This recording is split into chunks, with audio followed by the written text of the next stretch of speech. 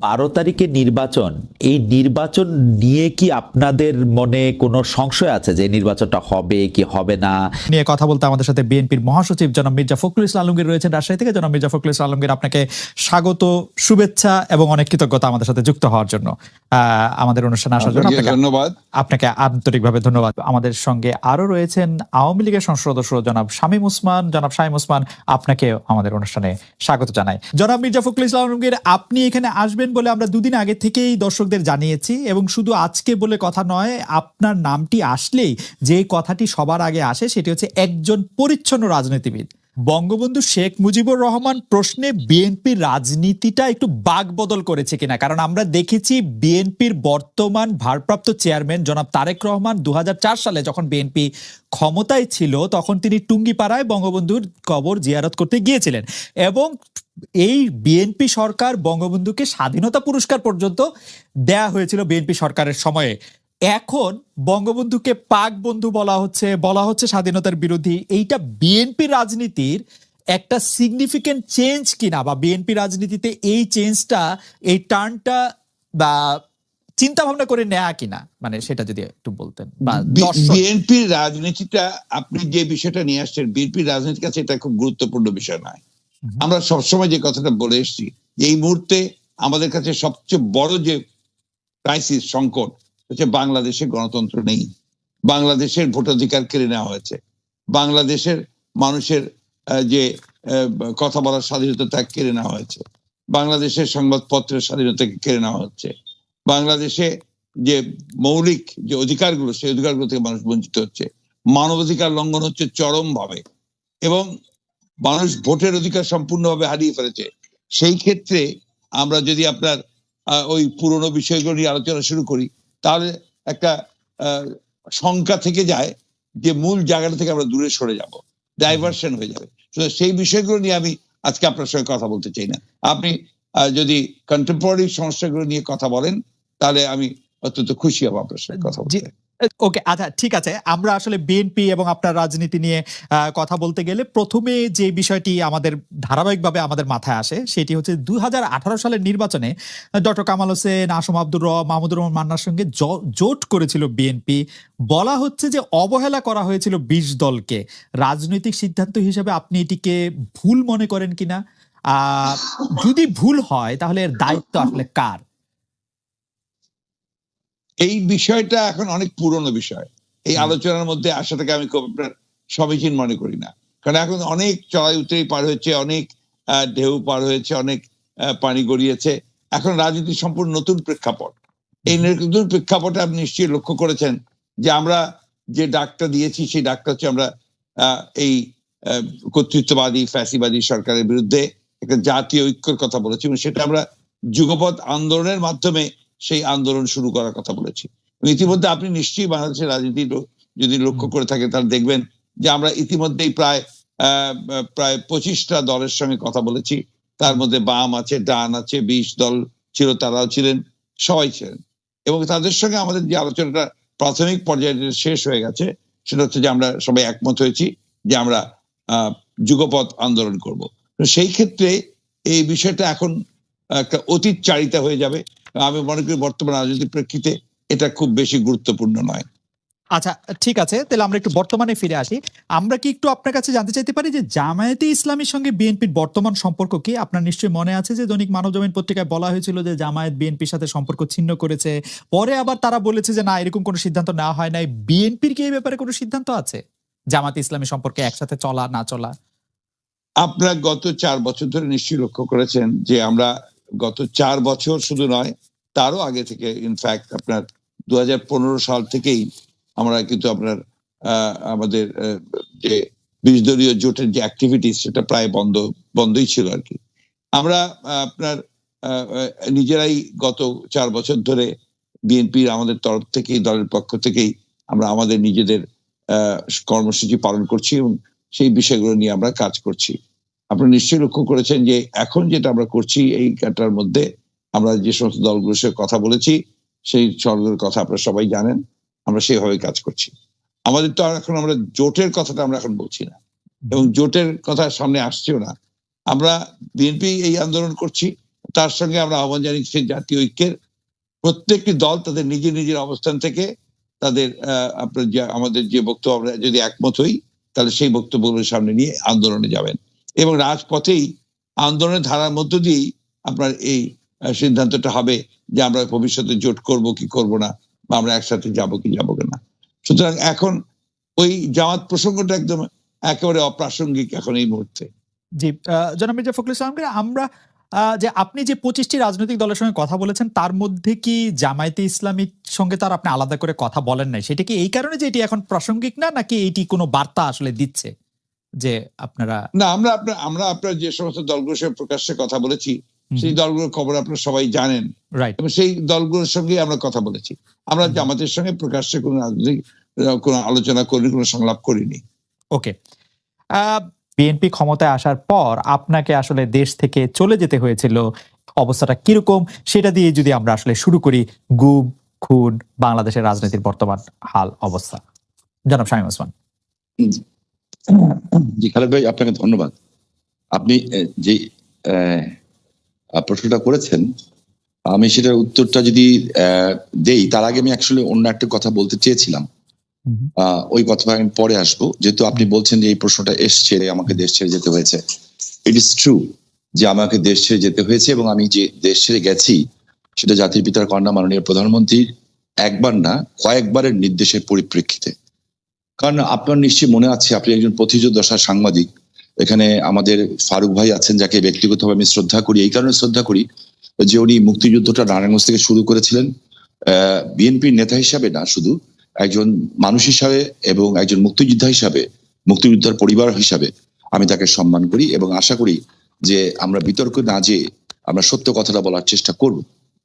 তো সেইখানে যে বিষয়টা হচ্ছে যে আপনার খুব স্পষ্ট মনে আছে যে 2001-এর আগে আমি নারায়ণগঞ্জে সারা বাংলাদেশের বুদ্ধিজীবী বলতে কবি শামসুর রহমান সাহেব, প্রফেসর কবি চৌধুরী স্যার, মান্নান স্যার, মানে এই ধরনের যারা, বিচারপতি কে এম সোহান স্যার, ওনাদেরকে নিয়ে প্রায় 65 জন বুদ্ধিজীবী যারা বুদ্ধি বিক্রি করে খেতেন না, হ্যাঁ, যারা সত্যিকারী বিদ্যুদীপ্ত মানুষ ছিলেন, তাদেরকে নিয়ে নারায়ণগঞ্জে একটি অনুষ্ঠান করেছিলাম জাহানারা ইমামের স্মরণে। তো ওইখানে তোলাম করে যে একটা ভবন হওয়ার কথা ছিল আর্টস ফ্যাকাল্টি আমার পিতার নামে, কে এম শামসুজ্জোহার নামে। তো ওইটা তখন সবাই বলেন, তো জাহানারা ইমামকে আমি ব্যক্তিগতভাবে খুব শ্রদ্ধা করতাম একজন মুক্তিযোদ্ধার মা হিসাবে, এবং আমার মনে হয় ফারুক ভাইও শ্রদ্ধা করবেন, যদিও বিএনপির আমলে উনি প্রচন্ডভাবে নির্যাতিত হয়েছেন ক্যান্সারের রোগী হওয়ার পরেও। তো সেইখানে আমরা ওনার নামে ভবনটা করি, এবং সেই দিন ওই ভবনটা করার পর একটা বিশাল সমাবেশ হয়, ইয়াং জেনারেশনের সমাবেশ। সেই সমাবেশে স্যাররা যারা ছিলেন, যাদেরকে আমরা শ্রদ্ধা করি এবং সারা জীবন করব, এর মধ্যে আমার মনে আছে কবি চৌধুরী স্যার উনি কেঁদে দিয়েছিলেন, আমার মামা হাসান ইমাম সাহেব কেঁদে দিয়েছিলেন, দিয়ে বলেছিলাম এখান থেকে শুরু করো, যেহেতু নারায়ণগঞ্জে আওয়ামী লীগের শুরু হয়েছে, এখান থেকে শুরু করো। আমরা কি চান, বলে যুদ্ধাপরাধীদের বিরুদ্ধে কথা বলো। তখন আমরা বলেছিলাম যারা 30 লক্ষ মানুষের জীবন নিয়েছে, 2 লক্ষ মানুষের সম্ভ্রম নিয়েছে, ওই গোলাম আজম গং, শুধুমাত্র ওই গোলাম আজম গং কথাটা উচ্চারণ করেছিলাম, যে তাদের এই নারায়ণগঞ্জের পবিত্র মাটিতে প্রবেশ নিষিদ্ধ। এই কথা বলার পরিপ্রেক্ষিতে কিন্তু 2001-এর 16 জুনে, এরপর আপনি দেখবেন তার কিছুদিন পরে জামাতের গোলাম আজম 3 জায়গায় ঢুকতে যান, মুন্সিগঞ্জ, নরসিংদী ঢুকতে পারেন নাই। তখন জামাতের মজলিস শুরা মিটিং করার পরে জামাতের শামীম ভাই, আজম সাহেবকে, শামীম ভাই আপনি আসছেন সেজন্য আমাদের অনেক প্রশ্ন আছে, আপনি যদি একটু সংক্ষেপে বলতেন, আমাদের আসলে প্রশ্নের শুরু শেষ নাই, এত প্রশ্ন আপনার কাছে ফারুক ভাইয়ের কাছে। জি আমি চেষ্টা করব যে মানে তাড়াতাড়ি শেষ করতে, কিন্তু আমি যদি সাবজেক্টটা বলতে না পারি তাহলে তো উত্তরটা দিতে পারবো না, তাই না? জি। তো থিং ইজ লাইক দ্যাট। তো যাই হোক, পরে নিজামী সাহেবকে ইয়ে করা হয়, জামাত ইসলামের আমির তৈরি করা হয়, এবং তারপরে আমাকে দলের থেকে জানানো হয়, সরকার প্রধান থেকে প্রধানমন্ত্রী জানান যে আমার উপরে হামলা হবে, আমাকে ঢাকা থেকে বলা হয়। আমি সেটা শুনি নাই, আমি ভেবেছিলাম যে ওরা সামনের থেকে মারবে, তো মুক্তিযুদ্ধের সন্তান তো সামনের থেকে মারলে ফেস করতাম। কিন্তু নারায়ণগঞ্জে 2001-এর 16 জুনে বোমা হামলা হয়, যেখানে 20 জন মানুষ নিহত হয়, এবং আমার এই হাতটা খুলে যায়, বা পাটা অচল হয়ে যায়, আমি পঙ্গু হয়ে যাই, এবং সেই শক্তি তখন ক্ষমতায় আসে। এবং আপনি শুনে অবাক হবেন, আপনি একজন ম্যাজিস্ট্রেট ছিলেন, আপনি আইনের ছাত্র, আমিও আইনের ছাত্র। এই বোমা হামলা যেটা আমার উপরে ঘটিয়েছিল, এবং যখন জ্ঞান ফেরার পরে আমি একটা কথাই বলেছিলাম যে শেখ হাসিনাকে বাঁচান, তখন বিএনপি নেত্রী খালেদা জিয়া বলেছিলেন যে আমরা নাকি আমাদের বোমা হামলা নিজেরাই ঘটিয়েছি, কারণ জাতির পিতা কন্যা শেখ হাসিনার পরিবারের নিরাপত্তা আইন পাশ করার জন্য। এবং 16ই জুনের এই বোমা হামলার ঘটনা যখন বিএনপি ক্ষমতায় আসে তখন কিন্তু আমাদের উপরই চাপিয়ে দেওয়া হয়েছিল, শুধু আমার উপরে না, আমার বাড়ির বউ, ভাবি, মেয়ে, ছেলে, ভাই সবার উপরে চাপানো হয়েছিল। আমার মনে হয় এই শক্তি, আমার মনে হয় যে আপনার প্রশ্ন উত্তর ক্লিয়ার। শামীম ভাই, গুম আসলে বলা হচ্ছে যে বর্তমান সরকার গুমের সাথেই নাই। এখনকার গুম খুন নিয়ে আপনি আসলে কি বলবেন, যে সরকারের জায়গা থেকে এটি বারবার অস্বীকার করা হচ্ছে, কিন্তু এটি একটি বাস্তবতা, এই বাস্তবতাকে শামীম ওসমান কিভাবে দেখে আমাদের যদি খুব সংক্ষেপে একটু বলতেন। আমি আপনার প্রশ্ন উত্তরটা দেওয়ার আগে আমি আমাদের গর্ব করার কয়েকটা বিষয় বলতে চাই। আজকে দেশটা তো আমার, আপনার, সবার, ফারুক ভাইয়ের সবার, আমাদের দেশে। এখানে আমাদের বাচ্চারা ভবিষ্যতে থাকবে, বড় হবে, দেশের সম্মান যদি বৃদ্ধি পায় আমাদের সবার সম্মান বৃদ্ধি পাবে। আমরা কোনো খারাপ জিনিসকে আমরা আশা করি না। আমার যে বক্তব্যটা হচ্ছে যে আমাদের বিভিন্ন বাহিনী নিয়ে কথা হচ্ছে, যে খুন নিয়ে কথা হচ্ছে, আমিও বলেছি, আমি বলবো আবার আপনাকে, আপনার সামনেই বলবো, আমি কোনো কিছু গোপন করে কথা বলতে শিখি নেই, কারণ আমি ওইটুকু সাহস আছে, আমি শেখ হাসিনার কর্মী, জাতির পিতার, সাদাকে সাদা বলার, কালাকে কালো বলার। বাট আমার তার আগে আপনার মাধ্যমে খালেদ ভাই, আমি কালকে বাঁচব না জানি না, আপনি একটা ভালো জায়গায় আছেন, জার্মানি একটা ডয়েচ টেলিভিশনের সাথে আছেন, আমি আপনার কাছে অ্যাপিল করছি, রিকোয়েস্ট করছি এই বিষয়টা তুলে ধরার জন্য, যে আজকে বাংলাদেশের আমাদের প্রতিরক্ষা বাহিনী, আমাদের সেনাবাহিনী, আমাদের বিমান বাহিনী, আমাদের পুলিশ, আমাদের বিজিবি, আমাদের র্যাবকে নিয়ে কথা বলা হচ্ছে, কিন্তু আপনি লক্ষ্য করে দেখেন গত 4-5 দিন আগে বাংলাদেশের আমাদের শান্তি রক্ষা করতে যে 3 জন সেনাবাহিনী সদস্য নিহত হয়েছেন। আমি তাদেরকে প্রথমে শ্রদ্ধার সাথে স্মরণ করতে চাই। সৈনিক শরীফ হোসেন, সৈনিক জসিমউদ্দিন, সৈনিক জাহাঙ্গীর আলম, আর টহল কমান্ডার মেজর আশরাফুল হক সাহেব আহত হয়েছেন। জি, আজকে আপনার কাছে আমার একটা প্রশ্ন না, জাতির, পৃথিবীর, বিশ্বের কাছে প্রশ্ন, শান্তির জন্য নোবেল পুরস্কার দেওয়া হয়, এমন এমন লোকও আছেন যারা শান্তির সাথে জড়িতই না, কিন্তু তারা নোবেল পুরস্কার পান। আমি কোনো ব্যক্তির কথা বলবো না, বাট আমি খালেদ মহিউদ্দিন সাহেবকে বলতে চাই যে এই ভয়েস রেইজ করার জন্য, যে আমার বাংলাদেশের প্রতিরক্ষা বাহিনীর পৃথিবীর শান্তির জন্য, এই বিশ্বের শান্তির জন্য আমার গর্ব, আমার বাহিনী 139 জন মানুষ জীবন দিয়েছে, 139 জন মানুষ। আমার মনে হয় যে শামীম ভাই আপনার বক্তব্য এই অনুষ্ঠানের মধ্যে পরিষ্কার, এবং কেউ এটা নিয়ে আসলে দ্বিধা করবে না, কিন্তু আমরা যদি আজকে না আমাকে যদি বলতে না দেন আমি আর বলবোই না। জি জি, আমাকে কথা বলতে দেন, because it is my feelings, এটা আমার দেশপ্রেম, এটা আমার ভালোবাসা দেশের প্রতি। এবং ইনজুর্ড হয়েছে 237 জন। এইখানে আমি যেটা বলতে চাই, আমি, আপনি, ফারুক ভাই, কিংবা আমরা সকলে কণ্ঠে কণ্ঠ মিলিয়ে কেন বলতে পারবো না যে আমার প্রতিরক্ষা বাহিনীকে শান্তিতে নোবেল পুরস্কার দেওয়া হোক? ওকে, আমরা বললাম, কথাটা আমরা কেন বলতে পারবো? আমরা বললাম শান্তির জন্য জীবন হয়। আমি আশা করি যে এই বিষয়ে আপনি কথা বলবেন। আমাদের দেশে আজকে যে প্রশ্নটা আপনি করেছেন গুম খুনের ব্যাপারে, আমি খুব পরিষ্কারভাবে বলতে চাই, জাতির, আপনি নিশ্চয়ই অবগত আছেন, জাতির পিতার কন্যা মাননীয় প্রধানমন্ত্রী বাংলাদেশে এসে একটা প্রেস কনফারেন্স করেছেন।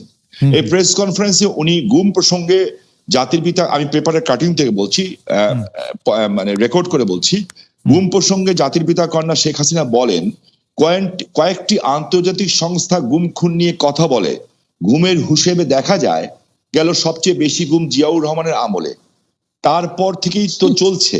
আমরা যখন তালিকা চাইলাম 76 জনের নাম দেওয়া হলো, এর মধ্যে এমনও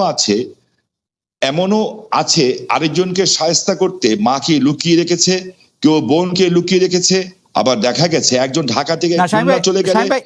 প্রধানমন্ত্রী শেখ হাসিনার বক্তব্য কি আপনার বক্তব্য? প্রধানমন্ত্রী শেখ হাসিনার বক্তব্য কালকে আমরা শুনেছি, আমরা রিপোর্ট করে শেষ করে দিলে। জি জি জি, আপনি শুনেছেন, আপনার সমস্ত দর্শক তো শুনে নেই, তাই না? তো ভারতে পলাতক আছেন, এটা কেমন করে হয়? এমনও হয়েছে যে তালিকায় নাম আছে কিন্তু লুকিয়ে আছে যুক্তরাষ্ট্রে, সেই বিষয়গুলো আমরা তাদের সামনে তুলে ধরেছি। সো মাননীয় প্রধানমন্ত্রী, রাষ্ট্রনায়ক, উনি আমার নেত্রী, ওনার যে বক্তব্য, সেই বক্তব্যের সাথে দ্বিমত করার কথা তো নাই। যেমন বিএনপির নেতা সালাউদ্দিন সাহেব, ওনাকে গুম করা হয়েছে, খুন করা হয়েছে বলা হলো, ঠিক আছে, তো বিএনপি নেতা সালাউদ্দিন সাহেবকে তো পাওয়া গেল ভারতে। আপনি লক্ষ্য করে দেখেন, যেমন আমার বন্ধু সহযোদ্ধা ইলিয়াস আলীকে নিয়ে এখনো কথা হচ্ছে। আমার কাছে রেকর্ড আছে যে মির্জা আব্বাস সাহেব বলেছিলেন তখন যে ইলিয়াস আলীর সাথে বিএনপির তৎকালীন অর্থমন্ত্রী, মরহুম অর্থমন্ত্রী, আল্লাহকে বেহেশত নসিব করুক, সাইফুর রহমান সাহেবের অন্তর্দ্বন্দ্ব আছে, এটা একটি অন্তর্দ্বন্দ্বের শিকার। এই যে কথাগুলি আছে, সো কোনো জিনিস ফাইনালি না হওয়া পর্যন্ত, বিচার বিভাগ দ্বারা মূল্যায়িত না হওয়া পর্যন্ত আমি আপনি তো বলতে পারি না যে who is guilty and who is wrong. Shamim ভাই, আমি আপনাকে একটু, আপনি যদি বলেন খুনের কথা, রাইট, জি বলেন। জি, আপনি নজরুল ইসলাম সহ নারায়ণগঞ্জের র্যাবের ক্ষেত্রে আপনি স্পষ্ট বলেছিলেন যে র্যাব এরকম অনেক কাজ করছে, নারায়ণগঞ্জে করছে। জি, সেটি আপনি একটু যদি বলেন যে আপনি এখনো এরকম মনে করেন। আমি বলতে চাচ্ছি, দেখেন, জি, যখন নারায়ণগঞ্জে 7 মার্ডার হলো, আমি কিন্তু উইদিন 45 মিনিটসের মধ্যে, 45 মিনিটের মধ্যে দেশের সর্বোচ্চ জায়গায় আমি এই খবরটা পৌঁছেই দেই, কারণ আমার কাছে খবর এসেছিল যে এই ঘটনা র্যাব দ্বারা সংঘটিত হয়েছে, র্যাবের কিছু মানুষ দ্বারা সংঘটিত হয়েছে, এই মেজর আরিফ সহ এরকম যারা আছে। হ্যাঁ, এবং আমি বিষয়টাকে আগের থেকে আজ করছিলাম যে এরকম কিছু একটা ঘটনা ঘটতে পারে, বিকজ তারা ডিস্ট্র্যাক্ট হয়ে গেছিল, ডিস্ট্র্যাক্ট হয়ে, যেহেতু আমি এলাকার মানুষ, আমাকে সবকিছু খবর